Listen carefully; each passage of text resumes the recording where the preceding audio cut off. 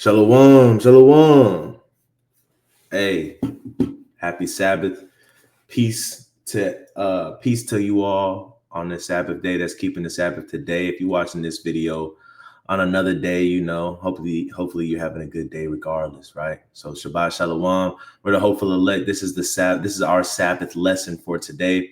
The husbandmen, right? The husbandmen. We're going to talk about the men today. We're going to talk about fathers and husbands today, right? And give some advice and some encouragement and some correction and some exhortation to the men on how to run their households, right? According to the Bible, according to their role as a husbandman. Before we get started, we're going to play the blowing of the shofar. And I want to say we give all honor and praise to the Most High God of Abraham, Isaac, and Jacob, who sent his son as an instrument of salvation for the nation. And that nation is Israel. Shalom to the cleavers, Salakia. Shalom to the believers, that keepers of the commandments, the 12 tribes, and shalom to the cleavers who acknowledge us in the fame that we have throughout the earth and want to come serve our God. Like, comment, share, subscribe, all that good stuff. Hit that notification bell. And don't be afraid to hit our DMs, direct messages, and our email if you want to do this work or you've got questions.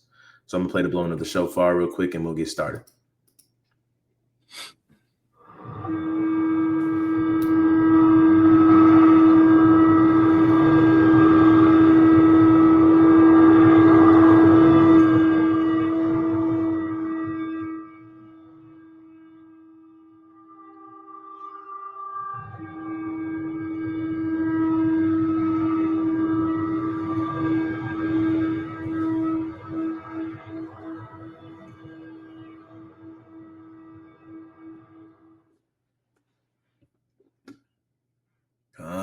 So let me go to Google real quick. Want to go to the word husbandman, because I didn't say husband. I didn't say the husband. I said the husbandmen, right? So let me go to husbandman. Let's get the definition of that real quick.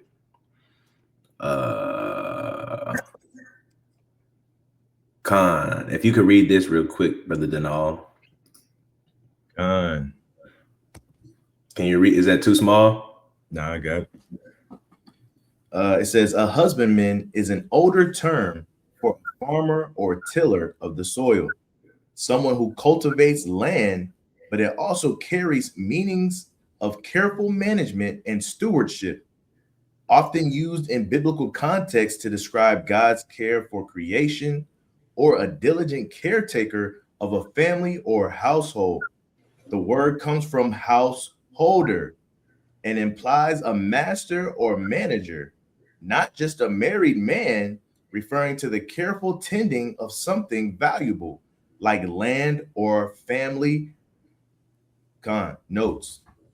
Man. Hey, that's a mighty definition. I didn't even look at this definition before making this video, but it goes along with every precept that I'm about to pull, right? It's a mighty definition of a husbandman. It seems like the Bible was based off of this definition, or this definition was based off the Bible, right? So what I'm going to do is I'm going to have Ashton Denal read this from the top one more time.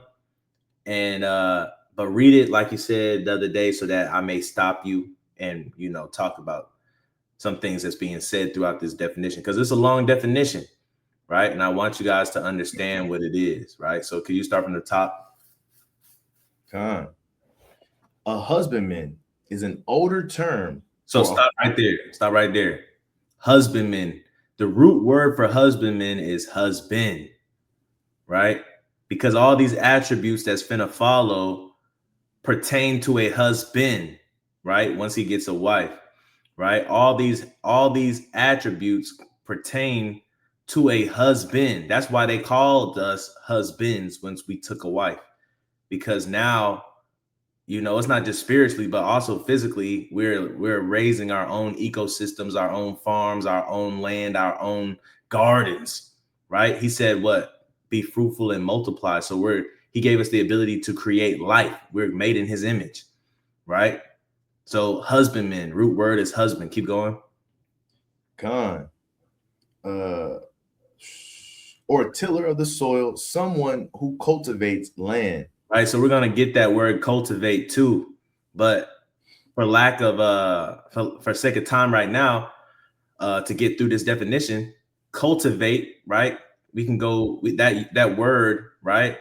Goes with the word culture, right? So when you cultivate land, you want to make a ecosystem or a good culture for that land to keep producing, right? You want to cultivate, and cultivation is pretty much making sure that you're on a repetitive cycle. That means you know what you're gonna get every year. You know how to sustain the land. You know when the land needs rest. You know when to you got to cultivate the land. You got to make sure the land is ready for harvesting. You can't just go out and buy land and expect strawberries to grow.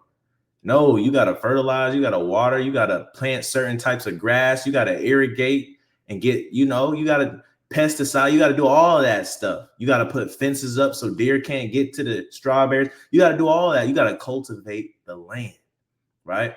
Keep going. Con, but it also carries meanings of careful management and stewardship. All right, so stop right there. As husbands, as men, you have to manage and be stewards, right? You have to manage and be stewards, right, of your families. Working blue collar jobs, you may have a steward, right? You may have a general foreman, you may have a foreman, you may have a journeyman, an apprentice, and you may have a steward, right? If you're in a union, you'll have a position which is called a steward, and they are to pretty much look after and look over all the needs of the people, right? And to help you get to your best ability within the company, right? So you have to be able to be a steward to your family, man, and know. And being a steward is KYP. When you play sports, especially like basketball, you have to know your personnel. Even football, as a quarterback and a point guard, you have to KYP, know your personnel. You have to be a good steward. I'm not gonna pass the ball to somebody that can't shoot for the last shot of the game, right? That's not being a good steward. I'm not setting him up, her up for success, right? And careful management. You have to know how to manage everybody on the field. You have to know how to manage everybody in your family. You have to learn how to manage the land. Okay, the cows are gonna go over here, the horses over here, the sheep are over here, the garden's gonna be over here, but these are gonna be the summer fruits and the summer vegetables, and these are the winter fruits and the winter vegetables. And then when this is dormant, I'm gonna lay down cotton, and when the cotton's dormant, I'm gonna lay down peanuts, and when the peanuts is dormant, I'm gonna lay down corn to give the land rest from producing that. You have to know how to manage, right? Okay, it's pruning season, so we need to go out and prune, because if not, we're not gonna have a big heart. You have to learn how to manage your family the same way. Okay, it's time for my son to learn this. Okay, I need to teach my wife how to do this. It's time for me and my wife to do this so that our relationship can grow, because it's not just about the kids, it's about us too. Well, now I need to go and make sure my kids get acclimated to and be social, and I got to do this at my job, and I got to make sure that this is working in the house, because the car has to work. If the car don't work, we can't go nowhere. You have to be a good manager even in your household, right? So this definition goes hand in hand with our job and our responsibility as men, right? Keep going. Con, often used in a biblical context to describe God's care for creation, or a Right. diligent caretaker or family or household. Right, man. Oftentimes it's referred to God in the Bible, right? Um, he sets up a vine. That vine is Christ. He sets up, he has workers, right, which are angels that are sifting, that are pruning, right? He's managing his land from his throne, right? A lot of times God is looked at as that husbandman, right? And so we have to embody those things that God has embodied, because we're made in his image. Keep going though. Con, the word comes from householder and implies a master or manager. right? Not So just a married man. husbands, us men that have families, we are the householder, right? We're the householder. The woman, she's the keeper of the house. She keeps the house. She keeps up the house, but we're the householder. Without us, there is no house for them to keep, right? So we have to hold the house together, right? And that's what being a husbandman is being a manager and a steward to hold the house together. So if the house falls apart, brothers, who is that on? It's not on the keeper of the house. It's on the householder. It's on the husband when the house falls apart. Right? Keep going. Gone. It implies a master or manager, not just a married man, referring to the careful tending. Right. You read that kind of fast. You read that kind of fast. A master or manager. We got that precept too. If you want to be a master, if you want to strive for the masteries, it comes with a lot of responsibility, right? Right. So us being married men, you know what I'm saying? We possess something very valuable, and that's our families, right? That's the responsibility that we have, right? So we can end right there on that definition and get started with these precepts, man. So the first category we're gonna go into is gonna be Salakia, pruning, right? It's gonna be pruning, right? But before we get into that, let's get a base scripture. 2 Timothy 2:5. We'll read from Danal, and then we'll go to Obadiah. Khan, this is 2 Timothy chapter 2 and verse 5. And if a man also strive for masteries, yet is he not crowned, except he strive lawfully. Right. If a man strive for masteries, he's not crowned unless he strive lawfully, meaning unless he's worthy of it. Right. You may trick some people, get a leadership position. You may trick some people and, you know, get some clout. You may trick some people and become a big man on campus. But hey, to be a master at something, hey, that means that you're tried through and through. Sometimes these leaders can get confounded because they're not masters. Sometimes the big man on campus get confounded because they're not masters, right? But a master is only crowned a master because he's tried. You can ask him any question, he's gonna know. You can catch him by surprise. He's gonna know. He may be sick one day and there's a big dilemma that's going on. He know how to solve it because he's a master, right? Read verse. Read. You had something? Also, I would say too, man. You in professions, you might have a lot of people that know what they're doing. They might be very proficient, but the CEO, the general foreman, the supervisor is always going to be considered the master, so to speak, because 9 times out of 10 they did the proper proper training, proper certification, proper schooling to be considered that, right? You can be the best worker, the best welder, the best painter. If you don't go through the proper things that you need to go to, you're not going to be able to become, a master, right? You'll always be a worker. You will not be crowned. You will always be at a subordinate level. Come, man. Come.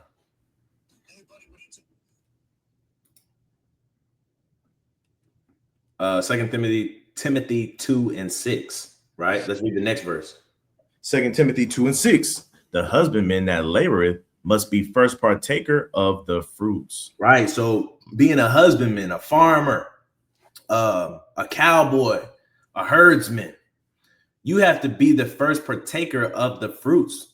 Before your harvest, before you can reap any harvest, you have to be the first partaker of these fruits. What does that mean?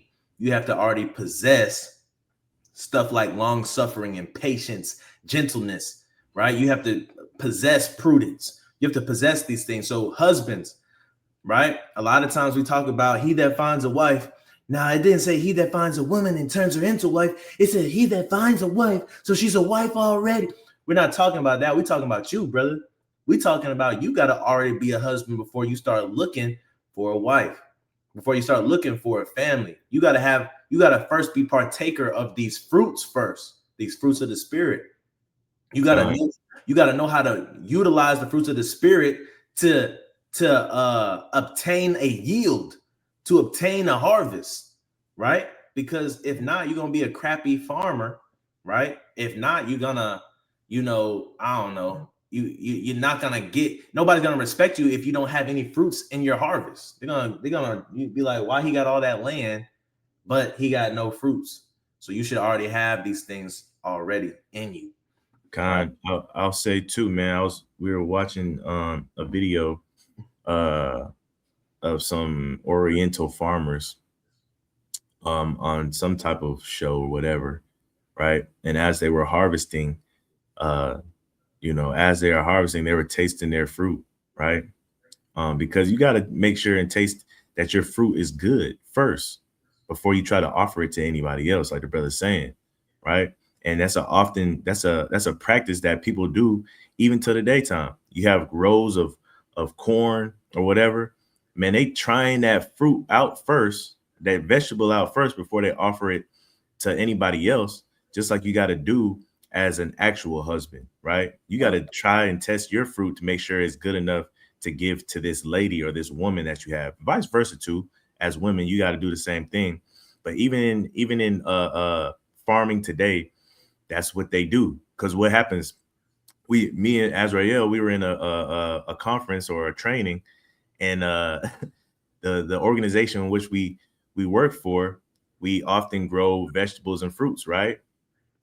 The dude that was doing the training, he was kind of crapping on our organization. He said he had got some watermelon from our organization, and when he got them home, they were the worst tasting watermelons he had ever tasted in his life. Why is that? It's possibly because we gave it to him without tasting it first. Because we tasted it and we knew it was mid, we probably wouldn't have given him out. You see what I'm saying? And so you got to do the same thing for yourself spiritually.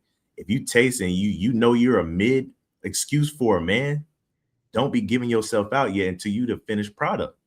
Hey, also too, I was helping grade some peanuts. So if anybody knows anything about peanut farming, right, before you take up your peanuts, you'll grade them. So you get a sample size of peanuts, you put them on a table, and it's color coded from like lightest to darkest. You want the peanuts to be dark, right? If they're too light, that means they're not ready for harvest. If they're in the middle, they may have some disease. And if they're dark, that means they're ready to harvest, right?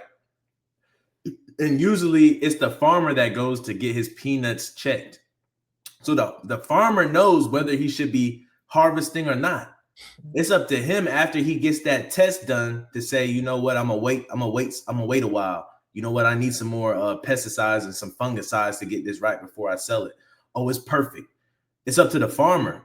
But a bad farmer, he'll see that it's not ready, and what he'll do, sometimes what he'll do is he'll sell it anyway because he wants the money.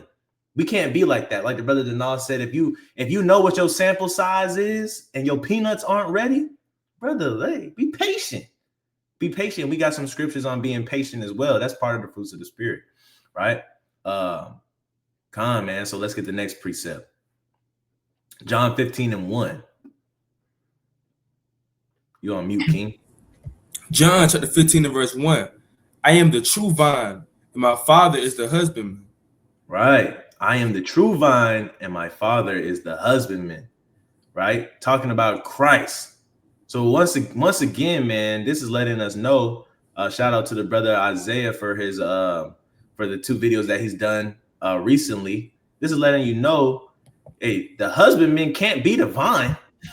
There's 2 different entities, 2 different things, right? The husbandman controls the vine. The husbandman planted the vine, right? So, Christ is saying he's the vine and his Father, the Most High, is the husbandman, right? So what we're finna go into right now is pruning, right? A husbandman must know when and how to prune, right? Let's get verse 2. Verse 2. Every branch in me that beareth not fruit, he taketh away. And every branch that beareth fruit, he purgeth it, that it may bring forth more fruit. Right? So, red letters.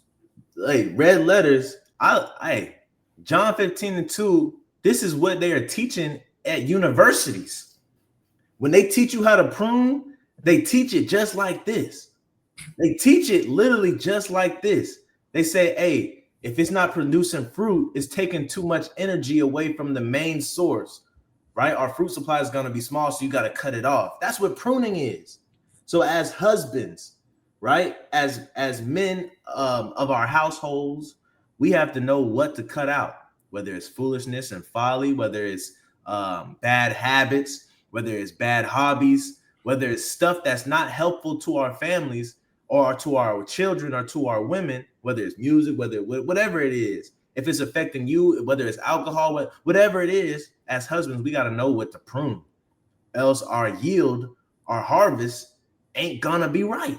We got to know what's taking up our time that we got to cut out. It's taking too much time. I got to prune that out.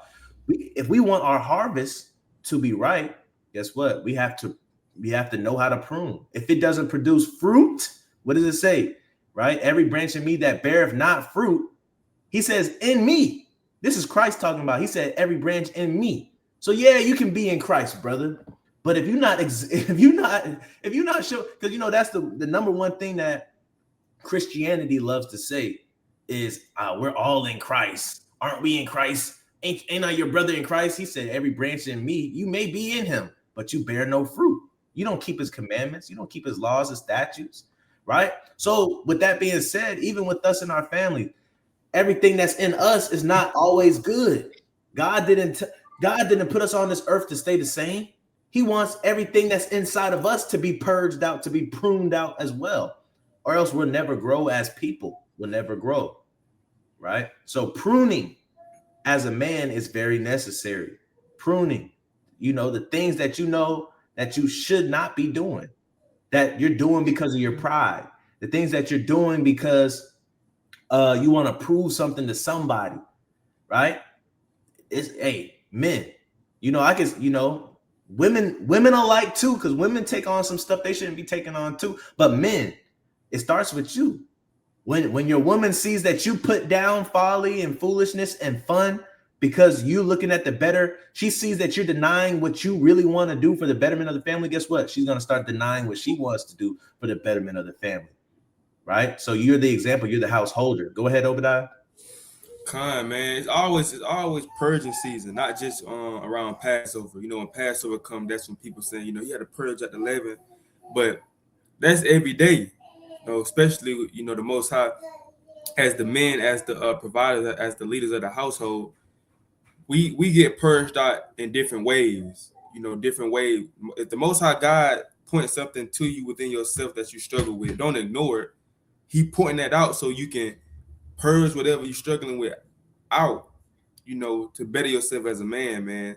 So it's just signs and different things he showed, but a lot of people like to ignore those things and then wait to Passover and then be like, okay, now it's time for you to purge out. But you should have been doing that all year round.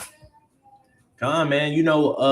Also another tact of pruning is burning, right? Sometimes you have a whole field and you burn the whole field.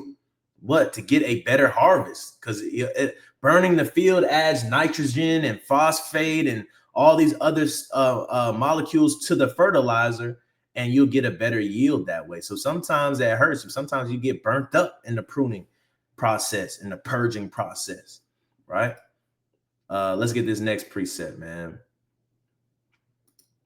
Isaiah 18:5.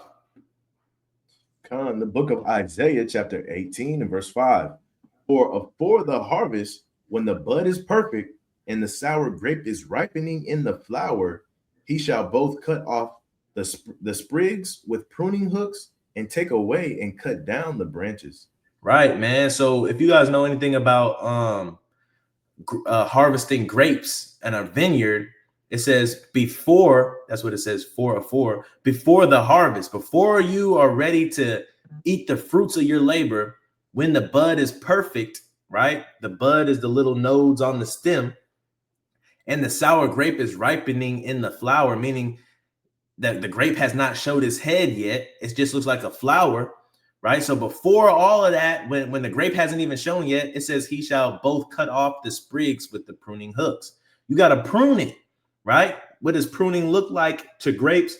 You'll cut the stems so that, because I'm gonna give y'all a quick little lesson. And I think I did a video on this before, but when you are pruning for fruit, you want the fruit to be big. So if you ever seen a big apple or a big peach, right, or a big orange, big grapes, it's because they did a good job pruning. So what happens is all the energy from the root of the tree goes up through the stems, right? And that energy goes either into the fruit or it goes into the flower. The flower are the leaves, right? So what you do during pruning is when it's about time for harvest, you cut leaves and you cut some of the ends of the stem so that the energy doesn't go into those, it goes straight into the fruit. And now the fruit can get big. But if you don't prune, all your energy is going into wasted areas. Nobody's planting grapes to have big grape flowers. Nobody's planting grapes to have big stems. You want big grapes, right? And so just like that with our family, we got to know how to prune so that we're not spending enough energy in the wrong places. You spend energy in the wrong places, right? You're not going to have the harvest that you want. You're not going to have the fruit that you want. You're not going to have the wife that you want. You're not going to have the kids that you want. You're not going to have the job that you want if you spending energy in the wrong places. So we got to know how to cut certain things out of our life that are prohibiting us from growing, right? Let's get this next precept. So that was pruning, right? Now another thing that farmers have to be, or husbandmen have to be, is patient, right? Earlier the brother said tarry longer, right? Patience is another fruit of the spirit. Farmers have to be patient. You can't just plant something and, you know, overnight you're gonna have a field full of whatever, right? You can't just buy a horse and it's never been ridden and you can just hop on it and now you can ride it everywhere. It's gonna get some attitude sometimes. You're gonna have to break it in, right? You're not just gonna have some cows and automatically expect buckets of milk every day. No, you got to get them pregnant, right? You being a husbandman, it takes patience, right? But you have to be able to see the vision as a husbandman, right? You have to understand, hey, if I spend all my money on 2 bulls and 4 heifers, man, in 3 years, I'll be a millionaire. Man, if I spend all my money on all these seeds and this tractor, I'll be a millionaire, right? You got to know as a husband, you playing the long game. So you have to set yourself up for success in your family the same way. You have to be patient enough to plant seeds. You have to be patient enough to cultivate, to make an environment to where, you know, everybody can thrive. You got to be patient enough to know that, hey, I'm young. I'm a young husband right now. But when I'm an old husband and I have grandkids, it'll be like clockwork because I have made an ecosystem. I've cultivated the land enough to where everything will be running smooth. I know when it's pruning season. I know when it's pruning. I could tell the workers when to prune. I know when it's harvest season to reap the harvest and enjoy the harvest that we planted. I know when it's dormant, right? And, you know, things are going to slow down and everything get a little cold because everything's not going to always be sunny. I know when it's rainy what to do. I know that to look in the beauty behind the rain and not get depressed and not run away from my problems. But I know that the rain is going to give me water so that I can grow. So these are the things you have to know being a husbandman, right? That, you know, this is life. We're playing the game of life and you got to be patient. So let's read this real quick. James 5:7. James 5:7. Be patient, therefore, brethren, until the coming of the Lord. Behold, the husbandman waiteth for the precious fruit of the earth. He had long patience for it until he received the early and latter rain. Right. Be patient. The husbandman, the example that was given by James was even the husbandman is patient for the fruit. He knows that the fruit, you know, take time to come up out of the earth, but he knows it's coming out of the earth. In the meantime, while I'm waiting for this fruit, you know, I'm going to make sure that the grass is watered. I'm going to make sure that it's well fertilized. I'm going to make sure that there's no weeds in the way. I'm going to make sure no animals are getting to it. That's what I'm going to do in the meantime while I'm patient, right? It says until he received the early and latter rain. right? Because you get that early rain. That means you don't have to water it yourself like that, right? Then it may dry up a little bit, and then that latter rain, that end rain right before the harvest, is going to make it easier to pull up. It's going to make it easier to come up out of that soil, and it's going to give it that last little bit of nutrients for that fruit to swell up, right? So let's move on. But the husbandman is the example. To be a husbandman, you have to have patience, right? Leviticus 18:5. The book of Leviticus, chapter 18, and verse number 5. Ye shall therefore keep my statutes and my judgments, which if a man do, he shall live in them. I am the Lord. Right. Oh, Salaki, I think this was from yesterday. Yeah. Wait. You pulled it out yesterday? Yeah, I think that was from yesterday. I don't think I was supposed to get that one. Yeah, maybe the Lord wants you to pull it out. Speak on it. And then, when we keep these statutes and judgments, man, you know what I'm saying? We're going to live by them, bro. It's like we live for the fruit that we plant. You know what I'm saying? And the fruit that we have to have, being partakers first, is the statutes and the judgments. So the traits that we already possess, guess what? It's going to come back full circle. And what's going to happen when it comes back full circle? We're going to eat off of those same fruits. Yeah, that's a good point. You know what I'm saying? We're going to live by it. But you'll also die by the things that you do as well. So if you're not doing the things, if you're not ready, if you're not being a good husbandman, you're going to die by those things, right? Come on. You tie that thing up to the lesson. Come on, man. Go ahead, sign me up to be a pastor. Let's be honest. Proverbs 22:6, man. Let's get this one, right? So we talked about pruning. We talked about patience, right? And a husbandman also has to be able to teach and to train, right? Why does a husband have to be able to teach and to train? You gotta be able to teach the cows how to move from pasture to pasture. You gotta be able to teach the goats. Brother Denal knows this. You got to be able to teach the goats how to listen to your voice so they know when to come in and when to go, right? When it's time to milk and when it's not, right? You have to be able to teach a branch how to grow straight up so that it doesn't grow out to the side. You got to train it to do those things while it's growing from a kid, from a baby, from a calf, right? From a seedling. Go ahead, Obadiah. Con, man, I know I don't really know too much about being a shepherd, but I know I heard stories of sometimes it's a hard job, man, dealing with sheep and goats and animals and things like that that's kind of rebellious. And you got to have patience when it comes to them. And then with us, when we go out and teach our people, the Bible said we are sheep, but we the lost sheep.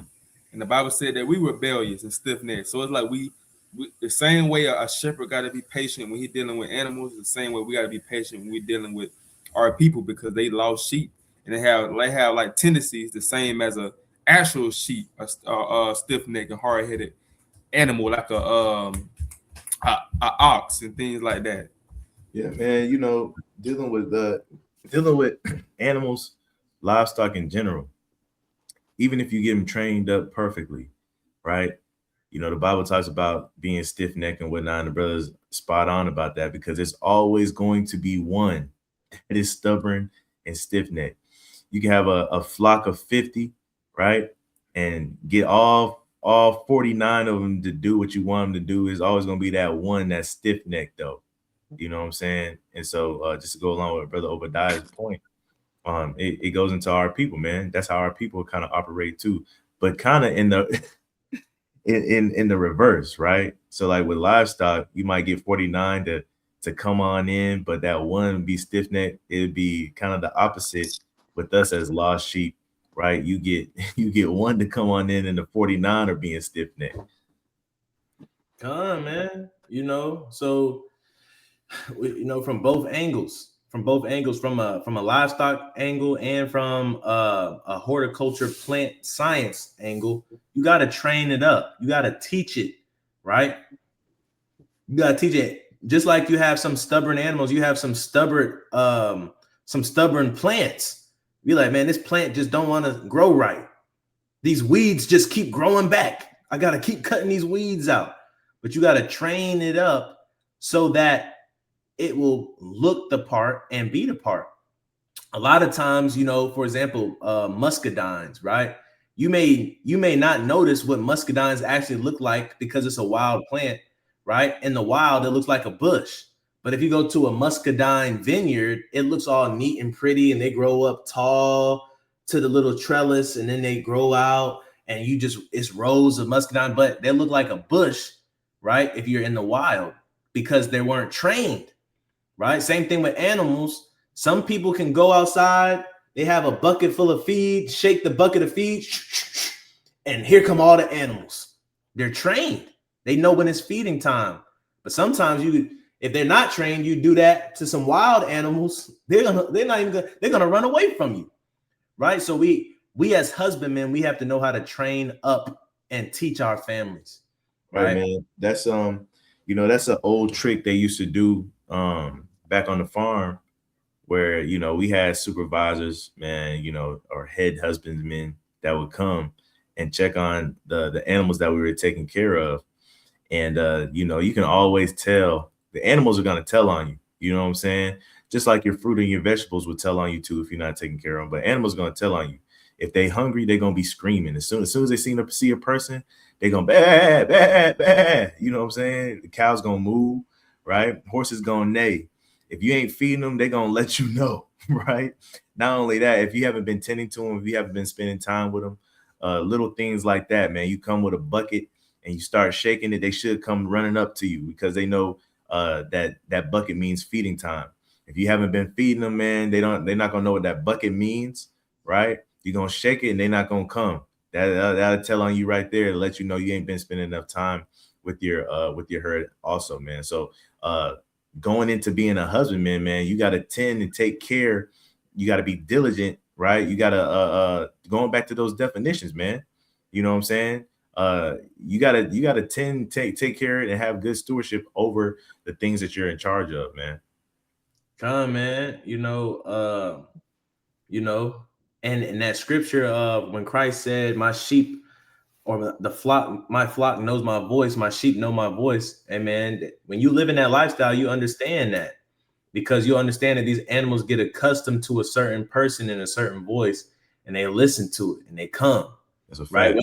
Whether they make a noise, a weird noise, a clicking with their mouth, whatever they saying, right? Them animals know that the inflections of that person's voice, they know it and they come. And so it's mighty that the Most High God used that through his son to give an example that his sheep know his voice. Because if you're not his sheep and you don't know his voice, you're gonna keep doing whatever you're doing. Man, one thing I'll say, man, is being a husbandman, husbandry in itself is very spiritual, right? I always often refer to it as the magic that happens underneath the ground, right? But you put a seed in the ground and it becomes this big watermelon, man. That's spiritual, man. That shouldn't happen, right? People say, through science and all that stuff, yeah, it should happen because X, Y, and Z. But just think about it. I'm putting this seed in dirt and it's coming up as a watermelon, man. That's spiritual. Same thing for animals. When the Most High says we have power in our tongues, right? And all of this stuff on an everyday basis, when we're dealing with people, it might go over our heads. But when you deal with animals, man, you can see that power in your tongue really does matter when they can notice your voice out of 100 people, right? Not only that, man, these animals got internal clocks, man. They can't tell time. For instance, for my dog, he can't tell time, but every day at 8 o'clock, he barks on the dot. 80, it might be 8:01 or 8:02. He gonna bark. He don't know how to tell time, but he knows that 8 o'clock every day I feed him, right? And so he has an internal clock. That's spiritual right there, right? It's these animals and these vegetables and these fruits, man. That's why the Most High said husbandry is ordained. I don't know if the brother got the scripture or not, but that's why he says husbandry is ordained, man. That's one of the reasons why I chose to work in agriculture, man, because you can learn so much wisdom and gain so much guidance from dealing with things that you need to take care of, man. It'll help you out in life as a as a farmer and as an actual husband and father, right? Come, man. I didn't have that preset, man. You can we can get it towards the end. But yeah, that's right, man. You know, being a husband, man, you understand, even us as father figures and husbands to wives, we understand we possess seed ourselves, and we start off in this world by ourselves. Where they in the world they like to call it single. We start off in the world by ourselves, and depending on how we use our seed, we could become something mighty, right? For example, you know, we always talking about Deion Sanders and all of his kids and all of his success, right? He was a single person when he was 5 years old. It was a single little boy. Now look at him and what his seed has become as a husband, as we know, you know, but look what his seed has become, right? Because man, that's great. That's a great point. Even though his spousal situation ain't all the way there, we know that he does right by the people that's around him, you know, whether they have disagreements or not. But my point is this: as husbands, we have the power to make our households whatever we want them to be. But it's up to us to do that. It's up for us to turn us, one single person, into a unit, getting a wife or wives, right? Getting a wife. And then from that wife, it's up to us to have seed and to grow that seed into a beautiful family. And it's up to us to grow that family into something uplifting to the Most High, to train them up that way, to teach them up that way. It's up to the husband to do that. And it's also up to the husband to prevent anything bad from happening. Like we said earlier, if you got to put up a fence around your harvest, around your garden, so deer can't get to it, got to put up that fence of defense. You got to put that defense up, right? If you got a lot of weeds in your family, you got to learn how to weed them out. You got to learn how to prune. You got to learn all these things as a husband, right? To make sure that your family grows into a beautiful harvest. We have that power to do that. We got the power to have dominion over the animals, which we have the power to have dominion over our children, right? And to make sure that they're doing the things they're supposed to be doing, right? You could, like the brother Denal said, you can always tell when somebody is a good farmer, right, to their animals, because their animals are going to listen. Their animals aren't going to be screaming all the time. They're going to be well fed, well watered. But you can always pull up to a farm and know when somebody is a bad farmer. Right, man. You ever seen them parents that take their kids out into the public and their kids is, you know, getting at the food, and their parents always say that one phrase, "Boy, stop eating like that, acting like I don't feed you." You know what I'm saying? Because even your kids will tell on you. You know what I'm saying? When kids, man, they just like them sheets. They ain't got no filter, man. You gonna get out in the public, they gonna let it be known. A lot of people have kids that can't really talk right now, man. We got toddlers and all that stuff. But best believe when they learn how to talk, boy, they gonna tell on y'all. Right. And so, and the thing is too, even when it comes to having pets, like household dogs and stuff like that, you got to train them up, right? So that they do what they're supposed to do. You don't want your dog supposed to be defending your house and he's making friends with the enemy, right? He wants the enemy to pet him. You know what I'm saying? And so, or you take your dog everywhere and he can't seem to stop jumping on folks, man. You know what I'm saying? Teach him when he's young not to jump on folks. Go ahead, Obadiah. You on mute. Kind of like on next Friday, man, with Chico. When Daddy and them, they jumped the fence. Oh, he was barking at first. He was until they gave him that weed brownie. He was barking at first, but he became friends with him. You know, he became friends. He was supposed to go in the house and let them know we got. But he kind of was too high. But I forgot he did bark at first. Come on, man. So let's read these precepts on training and teaching, right? Proverbs 22:6. Is it on me?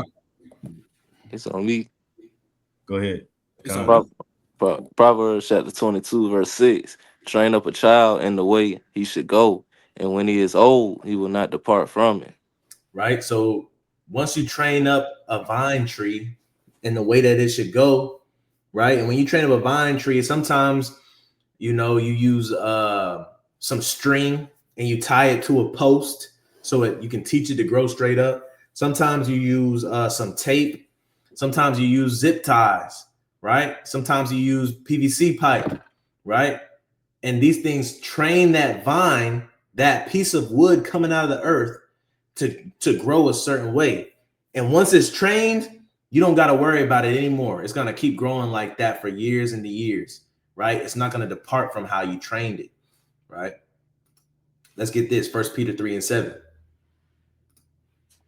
1 Peter 3 and verse 7. Likewise, ye husbands, dwell with them according to knowledge. Right. So now we talked about the kids in the last verse, train up a child, right? You, as a husband, you got to be able to train your kids up, man.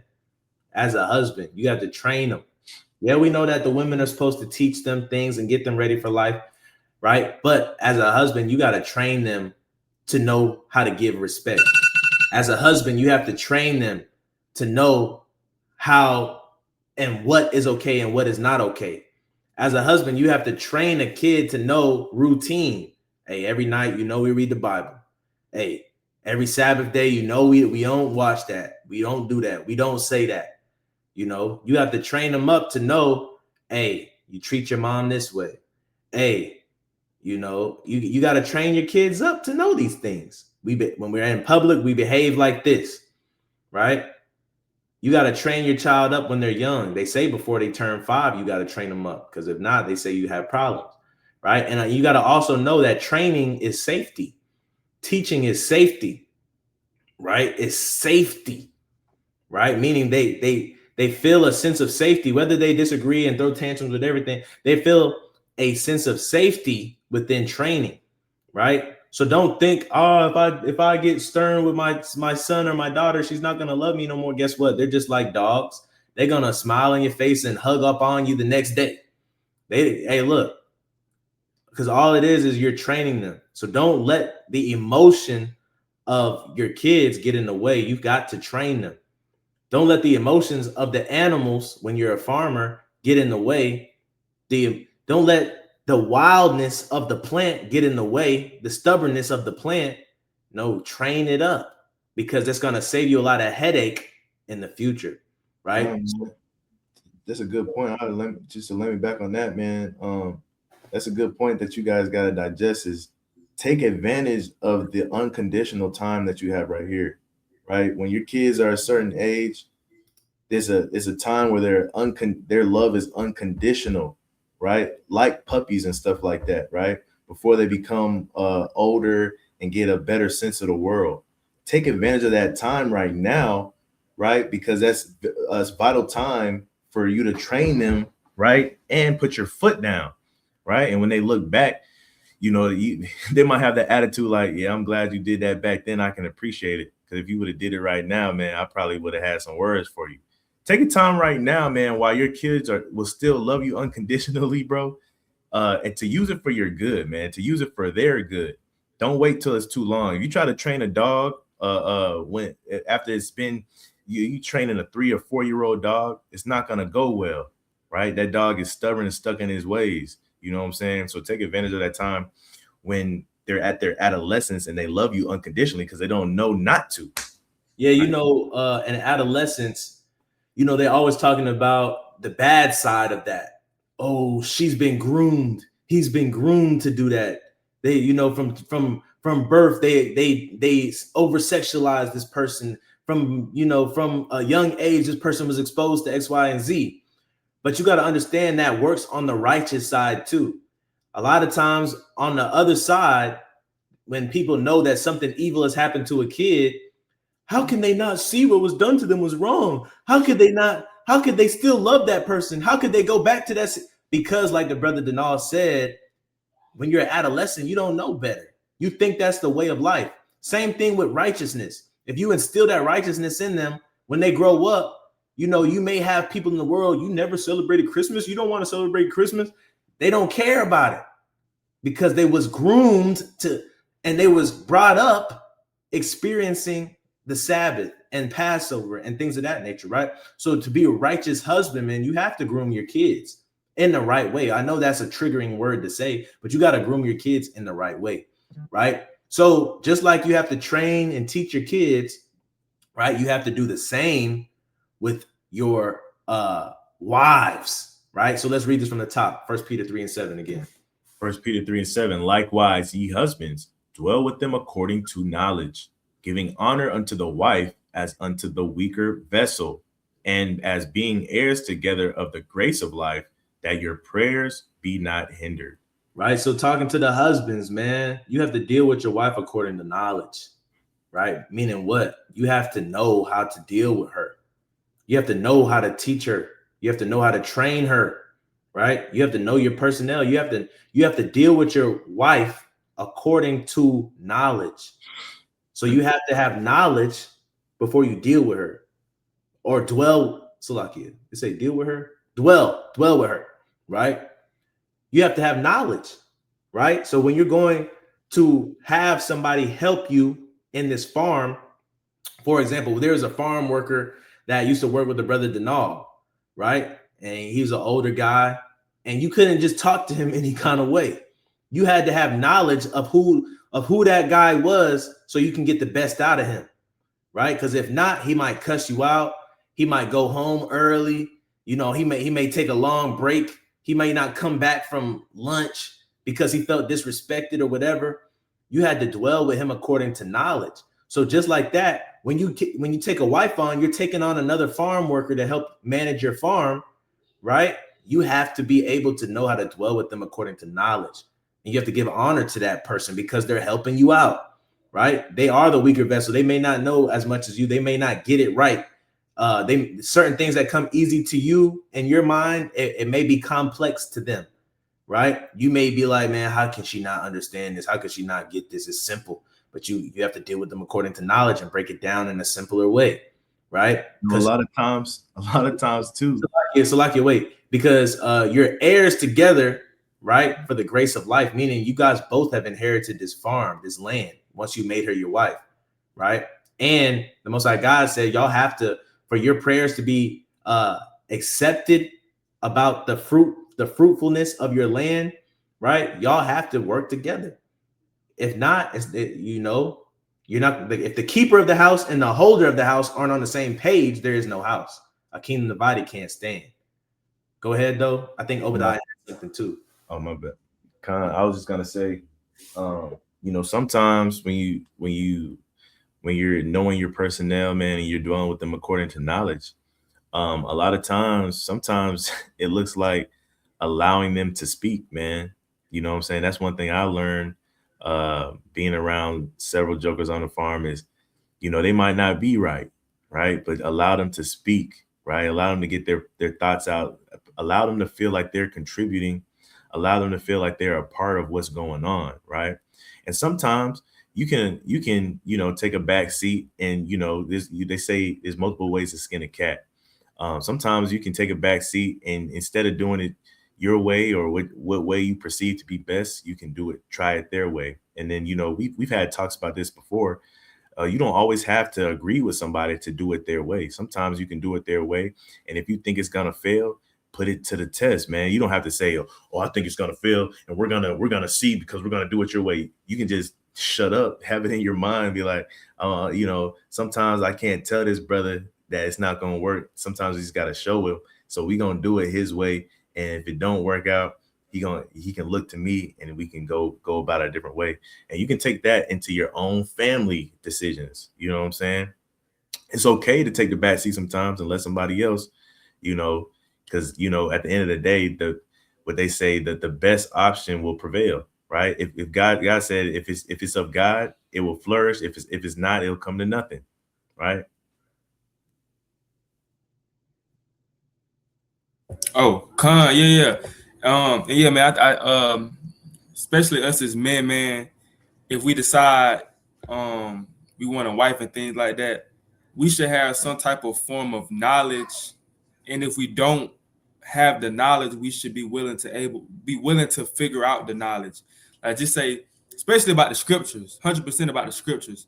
You know, if you want to be that person, that man, if she come to you with questions about the scriptures, to know the answer, and if you don't know the answer to the question, to be willing to go search and get into the information to try to help her out, man. You don't want to be a man, you know, that's supposed to be a leader, and you know you stand on the Bible and you don't really know about the Bible, and you don't have the effort to look more into the Bible to be able to answer questions for your household. Another thing too, just say, because I know it be plenty of times when brothers want to pursue another wife, and it's like brothers didn't do the due diligence to look into, okay, what comes with this? Am I able to do this? How can this benefit my household? A lot of times it'd be like, okay, well, I mean, she look good, and that's it. But we got to count the cost, and as men, we have to look ahead and count the pros and cons of certain situations, you know, in order for your household to be, you know, to grow and things like that. You gotta make it make sense, man. Come, man, you know, being a husbandman, right, of our farms, right, we are the managers. So you have to understand what's gonna burn your workers out, right? What's gonna burn your subordinates out, right? What's too much for them. You have to find a balance of how to push them, how to train them, and what's too much for them, right?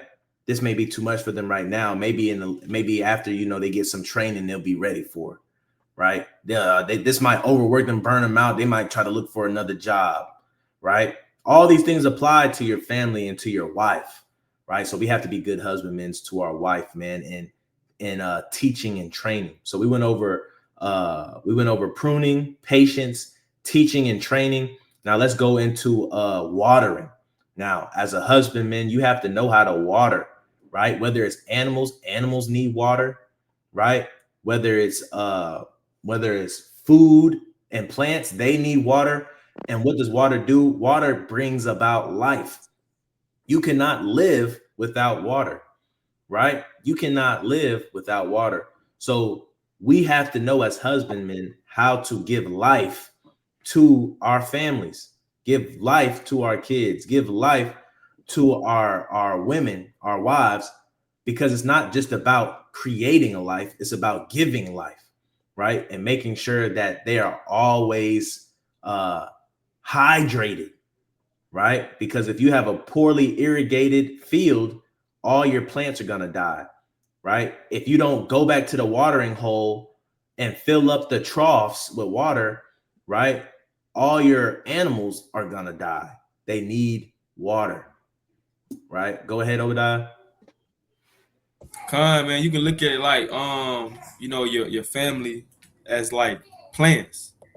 Like you gotta feed a plant water for it to grow. You're not gonna put no Mountain Dew inside no plants and expect the plants to grow, and you constantly feeding the plants Mountain Dew or Dr. Pepper or Sprite. No, you're gonna feed it water. You're gonna give it things it needs to grow. And that's the same way when it comes to you being a man. Thank you. When it comes to you being us being men, we have to know what to feed our families in order for it to grow, and what not to feed it, what not to give them. We also got to know how much to water them, because a lot of people get into farming and they're not watering enough, and they're wondering why why their harvest is not growing, and harvest time is here, but they don't have any fruits to show for it. They're not watering enough. Then you have some people that water too much and they end up killing the plant because they've overwatered, right?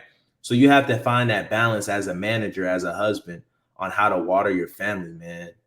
And that can look a variety of different ways, but giving life to them, whether it's time, whether it's letting them figure something out, whether it's giving wisdom and counsel, whether that's letting them explore the world and you exploring the world with them, and taking time out of your day and taking time out of your week to make sure that they experience certain things. You have to give them life, give them hope, right?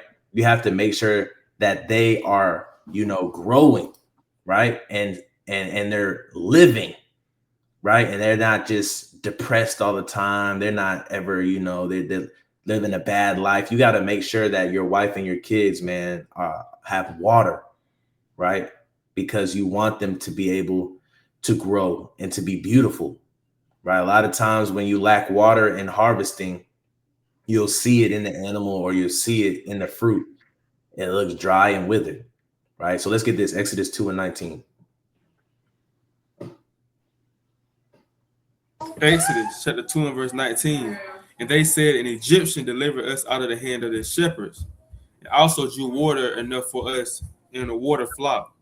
And watered, my bad, it's like, and watered the flock. Man. So these are Jethro's daughters, I believe. And when they came to Reuel, the father, I believe it's the king of I think it was Jethro, king of the, I don't know, I forgot. But they're talking about Moses, right? So Moses, he was the husbandman at that watering well, and he helped them, the daughters, and he watered their flock, right? So as husbandmen, we got to be able to water our flocks, man. We have to be able to give our camels water, right? When you read the story of Abraham's servant that went to go get a wife for Isaac, right? When he stopped, and that the lady there, she watered his camels, right? We have to be able to water our flocks, and as husbandmen, we have to be able to water other people, right? We have to be able to water other husbands, right? We have to be able to water the sheep, the lost sheep as well, do the work of the Lord, right? We have to be able to water a flock, because the Most High God watered us in the wilderness. The Most High God gave us living water, right? The Most High God baptized us in water and spiritual water. The Most High God made sure that we had water, so we have to do the same thing. And what does water do? It gives life, right? It gives life, right? So let's move on. 1 Timothy 5:8. It's the book of 1 Timothy chapter 5, starting at verse 8. I'm gonna stop you right here. So we talked about water. Now we're gonna talk about fertilizing, right? Now, as a farmer, as a husbandman, you have to be able to fertilize your ground. Fertilizing adds the nutrients. It adds all the vitamins and all the things that your produce and your harvest are gonna need. You have to be able to. So you have something like water that gives life, and fertilization is gonna sustain that life. You have to make sure that you have the necessary things in your household to sustain life. You got to make sure that everybody in your household is healthy. You got to make sure everybody in your household is mentally sharp, right? Not dumb, not ignorant. You have to make sure that the fertilization in your household is going to sustain everybody in that household. You have to do your job as well and make sure that you're providing an environment so that everybody can sustain, that you guys can keep bringing in food. You can keep bringing in water. You can keep bringing in clothes. You can keep bringing in things to help you stay up to date with society, whether that be a laptop, computer, or TV or whatever, something you can keep track with the news or whatever, right? You have to be able to do those things, right? To have the fertilization in your house, to make sure that your house, right? The fertilization in your house is fertilized. Right. So read that again from 1 Timothy 5:8. It's the book of 1 Timothy chapter 5 and verse 8. But if any provide not for his own, and especially for those of his own house, he have denied the faith and is worse than an infidel. Right. You got to be able to provide, man. And that's all fertilization is doing, is providing a place that's healthy enough for that fruit to grow. Right. You got to, even for animals. Right. A lot of people don't know, when you buy a field to put animals in, you have to fertilize that field so that they're eating grass, right? That is healthy, right? That has nutrients in it that will help them to grow, because they don't eat meat, right? They get their muscular strength and all their fat sources from the grass, right? So, fertilization goes a long way. And also we know that, the Most High God causes our women to be fertile, right? And so a lot of times our women, they'll be the ones to fertilize and help fertilize your garden, right?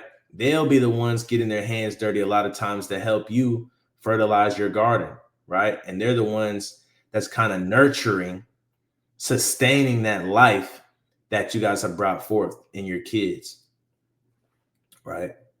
Let's get the next precept, Deuteronomy 4:9. We almost done.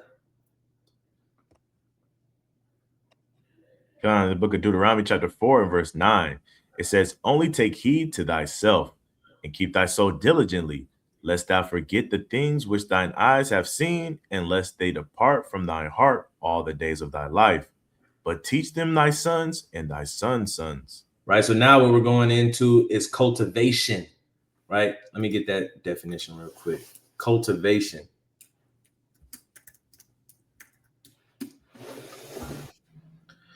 Right. Can you read this real quick? Cultivation, the action of cultivating land or the state of being cultivated, Right. growing, raising, rearing, Right. the process of trying to acquire or develop a quality or skill. Right. So the process of trying to develop a quality, growing, raising, rearing, right? If you State go of down, I think cult- that's the point. time. Improvement, bettering, education. Right. Improving, bettering, education. Right. So when you're cultivating land, you're improving the land. When you cultivate land, you're growing the land, you're bettering the land, right? So as husbandmen, we have to be able to cultivate, right? We have to be able to better. Every year you should find something to better your family in, to better your spouse in, to better your kids in. Every year you should be adding, you should be rearing, you should be growing, you should be educating. Right. Right. That's why it says at the end, but teach them thy sons and thy sons' sons. Right. It's education. Right. So that's why I pulled this precept, is because we're supposed to be cultivating, right? Building a culture that is repetitive. And the only way we do that is to instill these things in our family and to groom them, right? Because it says that if we do these things, we do these things so that nobody in our households will depart, right? We don't want anybody in our households to depart. We're supposed to keep these things diligent, right? And you have to be very diligent when it comes to farming and cultivating and husbandry. You have to be very diligent. You have to, every single day there's a task to be done, whether it's hard, whether it's a short task, but every day there's something to be done, right? Let's get this last precept. We're going to read Deuteronomy 6, 7, and I think 8 and 9. I'm not sure. We'll see. Deuteronomy 6 and 7. Yeah. All right, Deuteronomy 6, 7. Thou shalt teach them diligently unto thy children, and shalt talk of them when thou sittest in thy house, and when thou walkest by the way, and when thou liest down, and when thou risest up. Right, man. So we have to cultivate our families, man. We have to educate them. We have to take the time to educate them and to make a culture that is normal, right? Everybody knows that farming is hard work, but that culture of farming and hard work is normal to farmers, right? It may be hard work to an outsider, right? But everybody within that farming system, it's everyday life for them. It's not hard work, it's just a way of life, right? Let's read verse 8. 8, verse 8. And thou shalt bind them up for a sign upon thy hand, and they shall be as frontlets between thy eyes. Right. So they're gonna be to you in your mind, right? Once you cultivate it and once it's bettered, right? And once you make a system that's on repeat, right? It's not gonna leave. Then they're gonna start families and they're gonna be extension of your farm, right? Now you got a farm over here. Now you got a farm over here. Guess what? That's, even though those are your kids' farm, that's still your farm too, because you're the one that helped cultivate those farms, right? Verse 9. Verse 9. And thou shalt write them upon the posts of thy house and on thy gates. Right. And so, you know, Oh. the mezuzahs and stuff that we have, you know what I'm saying, on our houses, right? But spiritually, this is saying that each of our houses, right, is going to be stamped, right? We're going to be stamped and we're going to have a creed. We're going to have a mission statement, right? And this is going to be a way of life for us, right? And this is all a part of a husbandman's job, because without the husbandman, these things ain't gonna happen, right? Without a husbandman, you know, these things ain't gonna be brought up. It's not gonna be enforced, right? I was talking to a brother the other day, and he was telling us in a group chat, yeah, I think this sister's out of the truth. I think she back in the world. And I told him my thoughts is, without a husband, you know, you can't expect her to stay in the truth. Without a husband, you can't expect her to know her guide rails. You know, she's gonna always test boundaries as a woman, as a weaker vessel, and she has to have a husband to tell her, nah, you're going out of bounds. Nah, let's not do that. Right?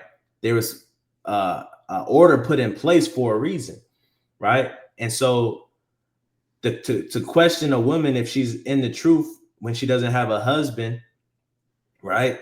You know, you can't blame her for it. But a lot of times they do step outside of the confines of the truth because there's no husband, right? There's no husband. For example, if let me ask Brother Denal, right? Because he was in a situation like this. When you're working a farm and your manager quits, you're gonna have your workers start working outside of the fines of their job roles. They're not gonna come back from lunch. They're gonna take longer breaks. They're gonna be hiding out because there's no manager. They don't have there's no overseer or covering. Right. There's no husbandman to keep them on track and say, hey, you're going out of bounds. Hey, you can't do that. They're going to keep pushing the limits. Right. So just like that, right? Your family, your kids, your wives, they need you as a husband to be that way. You know what I'm saying? And that's the importance of being a husband, to prune, to have patience, to teach and to train, to water, to fertilize, and to cultivate. We're husbands, and we have to start acting the part, man, so that our families can grow into beautiful gardens, right? So that's all I have for today, man. The Sabbath lesson. Hopefully that edified somebody. Like, comment, share, subscribe. And without further ado, we say Shabbat Shalom, man. We're the hopeful elect. And Khan, we can read this precept to close it out. Khan, man, I just wanted to bring this up, man, just in case you guys didn't know this precept. It's in the Apocrypha, it's in the book of Sirach or Ecclesiasticus. It says, hate not laborious work. Put a pin in that, man, because I might do a whole lesson on hating not laborious work. Neither husbandry, which the Most High has ordained. He ordained both of them. And it's for specific reasons, man, because you can see different elements of life in both laborious work and husbandry. Today we went over husbandry, which is an awesome dynamic for anybody to pick up and understand. And I would encourage everybody to get into some level of husbandry, whether that be at your home garden, whether that be working on a farm, whatever. Get into some level of husbandry. I think in a previous level, man, I was telling young men to get puppies, man, to start learning how to lead something, right? These things are, you know, anybody can do, but it will just help you further your skill set as a husband, as a cultivator, as somebody, as a steward in life in general, right? And you can take a lot of these principles that you get from laborious work and husbandry into real life. But I'll yield. Khan, man, hate not laborious or laborious work, man. Because I'm not saying that, you know, having a family is going to be easy, but that don't mean that you have to hate it and give up. We know a lot of men, they give up and they feel like that I shouldn't have to do all this. I shouldn't have to be the one to do this. I shouldn't. Hey, man, don't give up. Keep working at it. Don't hate the work, man. Don't hate the work. Your job role has been ordained, man. So, you know, like our big brother Christ said, if you're not gathering together the flock, you're scattering the flock. So gather together, O nation not desired. We're the hopeful elect. This has been a Sabbath lesson, the husbandmen. Shabbat Shalom. Peace to all you guys. Have a restful, peaceful Sabbath.